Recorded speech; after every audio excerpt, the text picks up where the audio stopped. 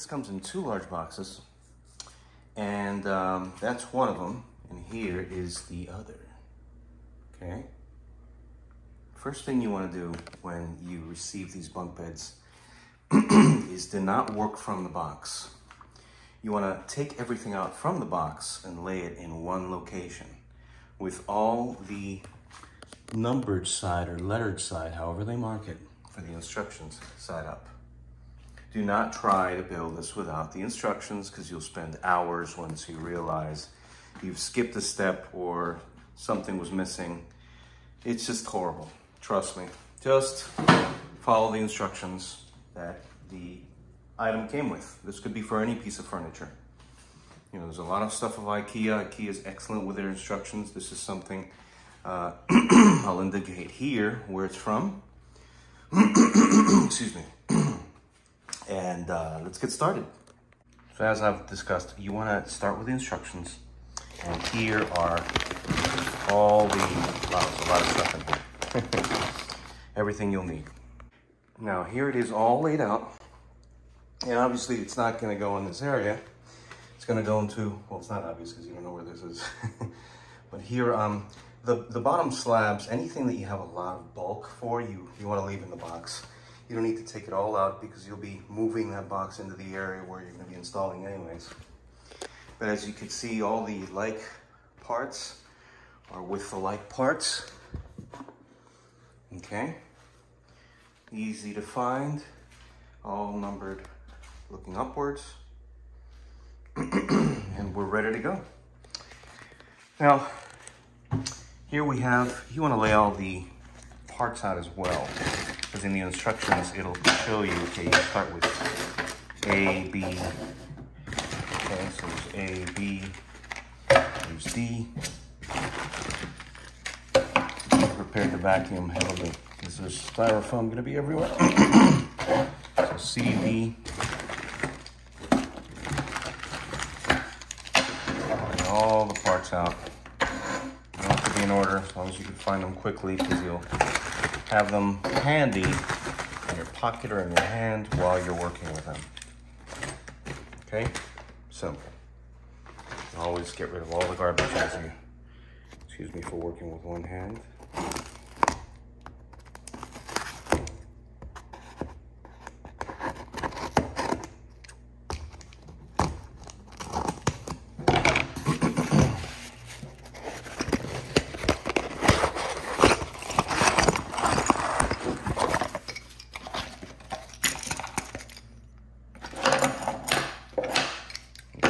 Wheels for the track for the mattress at the bottom. Interesting. I didn't know it came with this. Anywho, let's get started. Very important piece of info. Timing. That right there probably took maybe 20 minutes, and it is now 9:37. All right, worst case scenario, let's just say 30 minutes. So we start at 9:30, okay? I mean at 9 o'clock. We've been doing this for, let's say 30 minutes, because you know, I did half of it last night and half of it today. So let's just give it 30 minutes. So far it's been 30 minutes into it. Haven't touched any tools or any parts to begin the installation. Just the step one, just to show you, give you an idea. It's got all the parts. You don't need to go through each one of them. If you like to be meticulous and make sure you got every single part, you can do that, but no need. So we got 4 ones, right? So we look here. Here are the 4 ones. They're all marked. 1. Simple. And then we have A's. All right, right there. So we look at A's. And there are the A's. Pop them in. Follow the instructions with all of these. You're preparing parts on the first step. Boom. Simple. Okay, that's 14. We start 5, 6, 12, and 13. Let me show you. In a perfect manufacturing process, these things go in nice and snug, where they don't move, but that's very rare. They didn't do a good job on these here. Keep that in mind when using them. Here's 14. Because when you're moving them, they will slide right off and you've wasted your time inserting them. So that's page step number 1. And you know what's nice is that they usually give you extras, but at least you know when you're done with that package, you're completely finished. You can leave those small parts here in one specific area, and the large ones will be where you're starting to work. Okay? Step 2, we're working with the same parts as previously, but we're going to need some tools, and they don't supply any tools. Oh, yep, just one tool. That's all we need. Z. Very good. If you're doing this by yourself like I am, best way to do it is lay the dowels. These are the dowels. These are called dowels. That is upward. Okay? The dowels go upward. And then the 2 holes will only be found on one of the sides. If you're using this video to go step by step, I don't think you would, but just in case, you use the tiny little ones like this. Sorry, I forgot what letter this is, but they're the only 2. You want to make sure that this is facing outward, so if you need a screwdriver to turn it to align it, but you don't really need that. You just drop it in, make sure the hole is facing outward, because that's how the screw goes in on this side. If you're doing it by yourself, if you lay it flat on the ground, there's no problem. You can do this all by yourself. One person. In case you needed further assistance and to have a visual, here's the hole. Okay. Drop in the hole, has to go sideways. Just drop it in. Okay. Then you have the bolt. Goes through there. You see? And I'll need both of my hands, but you align it and then start tightening. It's that simple. Do one first, leave it semi-loose until you've got both of them aligned, because you have one down here and one up here. Make sure they're aligned. Oh, and make sure that you know, you're putting in the 3s. Whenever you see screw holes, that's always going to be towards the inside. The other side is smooth, has no holes. Okay? All the holes are on one side, and that's on the inside. Hope this helps. Just remembered I had this fancy schmancy holder. I'm gonna put this around me here. See if that works. No, it doesn't. Well, maybe. So you see how this, like that, you can just turn it by hand. Yeah, I forgot to mention, whenever you see a hole like this always goes on the outside as well, because that's where the bolt is going to go flush. You follow? Now, these are just recommendations. You do whatever you want, but this is highly recommended. Like for the next step, it counts up 10 of these. There's like a 20 in that bag. You don't want to bring the whole bag. You want to count 10 to ensure that you're not missing anything. So if you have an extra one or you're missing one, you know something, you did something wrong and you have to go back in the steps. So I needed 10 of these, counted up 10, and I get to work. When you have multiple screws, like so, you want to make sure you don't tighten one up before you tighten them all at the same time. So you see, I haven't gone all the way down on these. All right, they're semi-flush, and I'll do that semi-flush with all, and then at the end I'll tighten them all, starting with the center one first, and work your way out to the outside. Either way, the why is important, and I forgot to tell you why. The why is important because if you know why, you'll understand how important it is and why you should and why you shouldn't if you decide you shouldn't. If you think it's a waste of time. But the point is to ensure that everything's nicely aligned with the original holes found and created from the factory. Okay? If you squeeze one down before you do the others, it will unalign the other holes, and you'll find that it's crooked. It'll look unprofessional, and it'll cause problems down the line when the kids are moving around in the bed and you wonder why the parts are just coming off. If they're all equally tightened with their aligned holes and circles, you will have less of that. That's why you find a lot of reviews saying, oh, the thing started coming apart. Well, that's why. because you probably squeezed one down really tight and then started squeezing the others, and that's completely unaligned the circles with the intended holes. Here's a good example of when something just comes about a bit different from the previous. On the previous one, I was able to just hand tighten. They would just come right in, and then basically come very close to flush on each one of them and then tighten at the end. This one, from the manufacturing plant, didn't have the holes aligned, so it was really tight to get them in. So this is where you want to put them in like you would if you know how to change a tire and you're working with the bolts on a vehicle. You do 1 half turn on each till they're all tightened just down perfectly, just like you would on a tire rim on a vehicle, on an automobile. Okay, depending on how tight it is, you might want to go an extra half turn. Some of them are more tighter than others.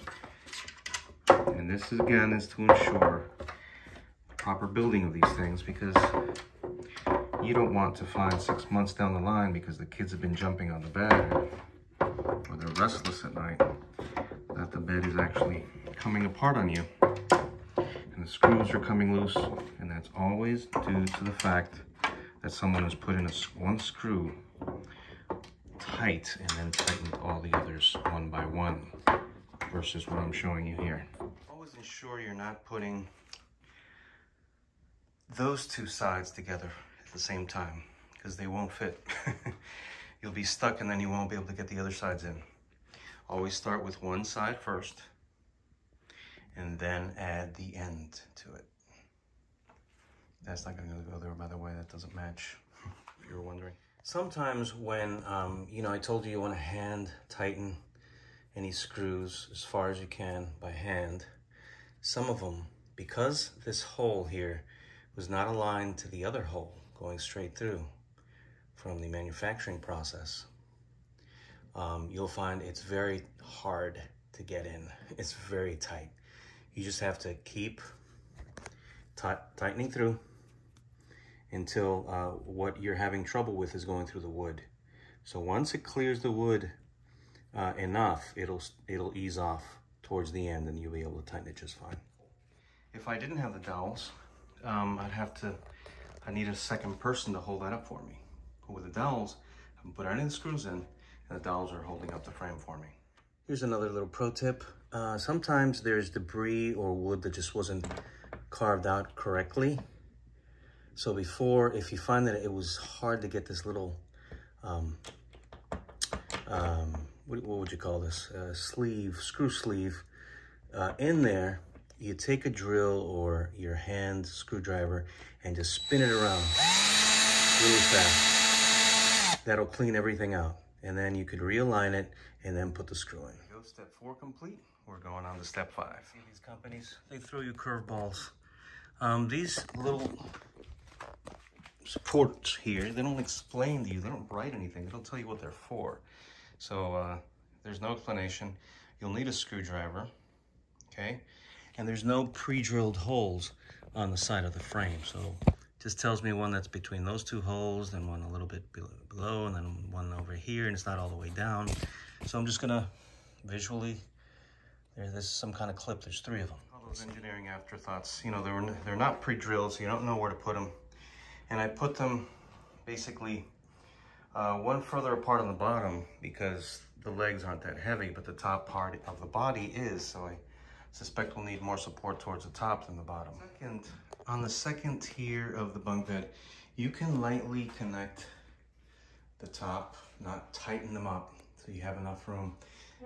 You know, you have enough support to support the ends and enough room to fit the other pieces in.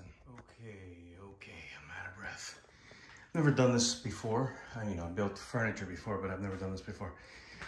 But it's highly recommended. You have 2 people to put one bed on top of the other. Otherwise, if you're strong and you have a lot of common sense logic, you'll figure out how to do it.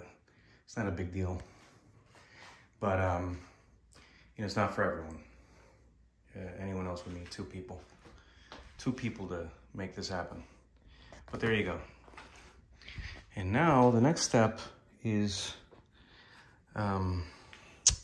putting the rails and then the side rails, and we're done. My wife ordered, I didn't realize that my wife ordered this with drawers at the bottom, and didn't find it logical. The last steps were to put this. So just using a little logic, you know, I was telling you to follow the instructions to a T. Let's see if my logic paid off. I may be wrong, but it didn't make sense to put on the railing and the drawers before I got everything out in the center installed first. So we'll see. Mode, and this looks better. Get a good look at it before I put on the side rail, the stairs, or the ladder, stairs, and there's drawers at the bottom. And it's funny because that's what these are for. I thought there were other supports. So we'll see if, you know, there was no guides to put those in. So I just placed them where I thought it would just be simple supports. We'll see.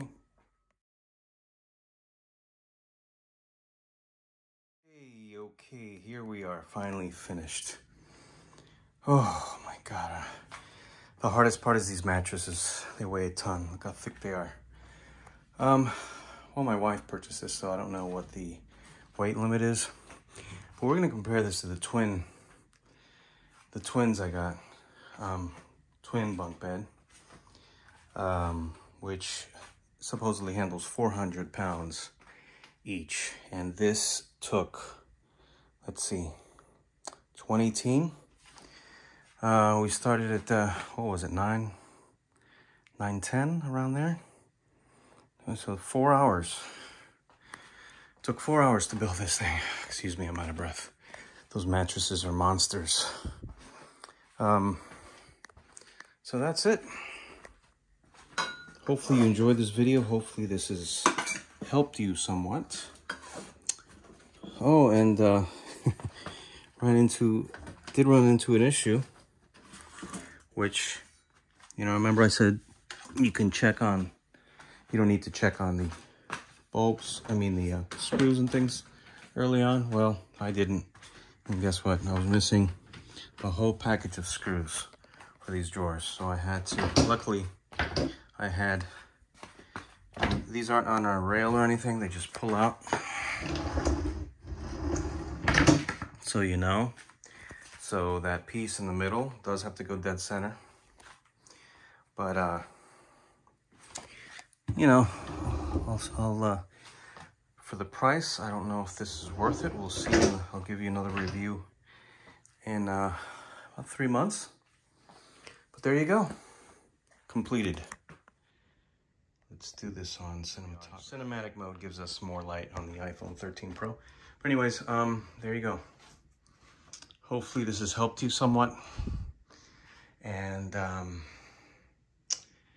yeah. I don't like how you see that there. Hold this up. Well, once the bed cover's on there, it'll cover it up. But anyways, there you go.